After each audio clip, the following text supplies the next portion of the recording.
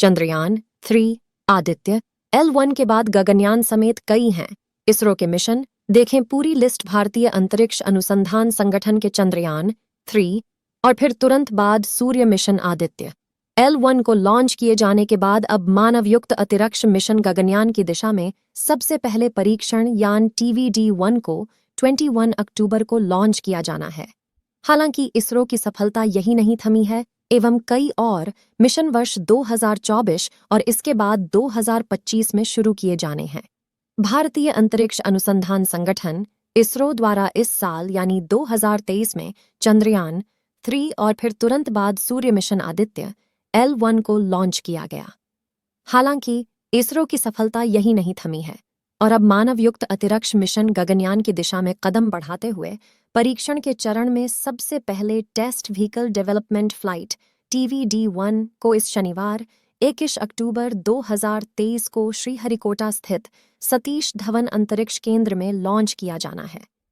TVD-1 का यह प्रक्षेपण फिलहाल मानव रहित होगा, जो कि गगनयान 1 मिशन 2024 की दिशा में पहला कदम है। अगले वर्ष गगनयान 2 मिशन भी लॉन्च किया जाएगा। इसके बाद भी इसरो के कई और मिशन वर्ष 2024 और इसके बाद 2025 में शुरू किए जाने हैं।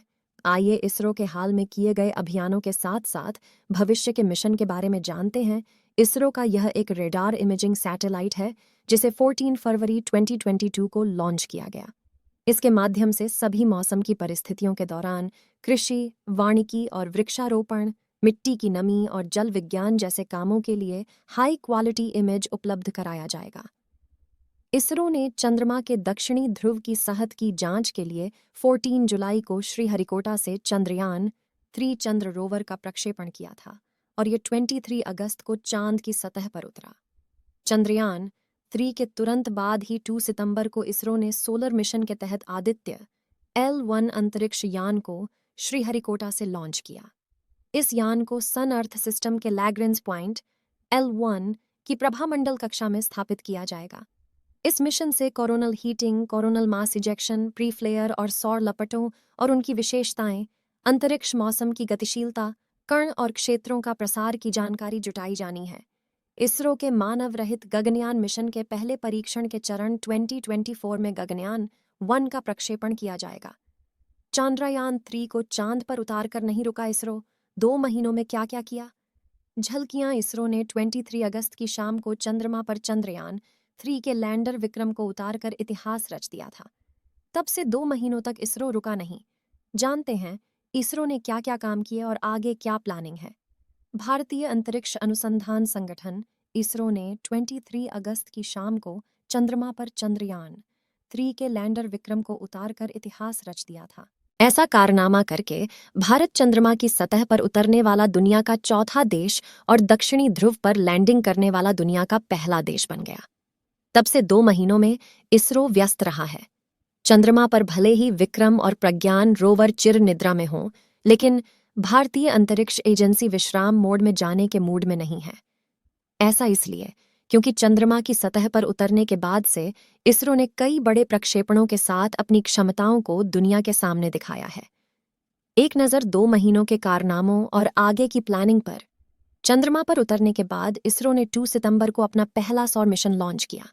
इस रॉकेट को सूर्य का अध्ययन करने के लिए लॉन्च किया गया था। इसके अलावा हाल ही में इसरो ने गगनयान के लिए पहली सफल टेस्टिंग भी की।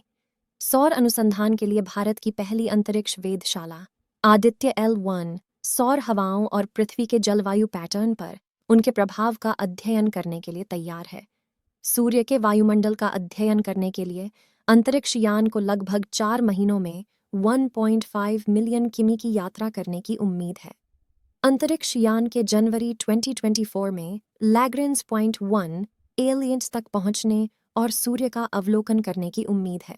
2035 में स्पेस सेंटर और 2040 तक चांद पर भारतीय इस मिशन के अलावा इसरो ने भविष्य के अंतरिक्ष अन्वेषण के लिए महत्वाकांक्षी योजनाओं की भी घोषणा की है। प्रधानमंत्री नरेंद्र मोदी ने इसरो को 2035 तक स्वदेशी अंतरिक्ष स्टेशन स्थापित करने और 2040 तक चंद्रमा पर एक भारतीय को उतारने का निर्देश दिया है। ये लक्ष्य भारत की भविष्य की अंतरिक्ष महत्वाकांक्षाओं का संकेत देने वाले रोड मैप का हिस्सा है। गगनयान की पहली परीक्षण उड़ान इसरो ने 21 अक्टूबर को क्रू एस्केप सिस्टम का सफलतापूर्वक परीक्षण किया, जिसका उपयोग गगनयान मिशन में आपात स्थिति में किया जाएगा। गगनयान इसरो का 2025 में बहुप्रतीक्षित मिशन है, जिसमें इसरो यात्रियों को यान के साथ भेजेगा और वे यान समेत अंतरिक्ष की 3 दिनों की यात्रा पूरी कर वापस लौटेंगे। इसरो इस मिशन को विकसित कर रहा है क्योंकि पीएम मोदी की घोषणाएं गगनयान मिशन की सफलता पर निर्भर हैं। गगनयान मिशन में खास क्या है? भारत के पास अभी भी अंतरिक्ष यात्रियों को अंतरिक्ष में भेजने की क्षमता नहीं है और गगनयान मिशन का लक्ष्य इसे बदलना है। इसरो 2025 तक पहले भारतीय अंतरिक्ष यात्री को घरेलू अंतरिक्ष यान से अंतरिक्ष में भेजने की योजना बना रहा है।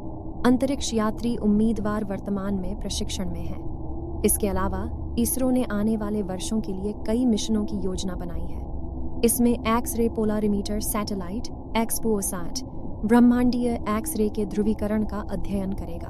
वीनस ऑर्बिटर मिशन और मार्स ऑर्बिटर मिशन 2 की योजना क्रमशः 2025 और 2026 के लिए बनाई गई है।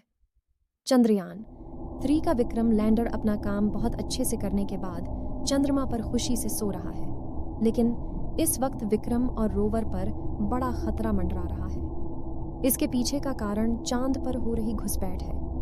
भारतीय अंतरिक्ष अनुसंधान संगठन इसरो का महत्वाकांक्षी चंद्र मिशन चंद्रयान 3 फिलहाल चंद्रमा पर निष्क्रिय अवस्था में है।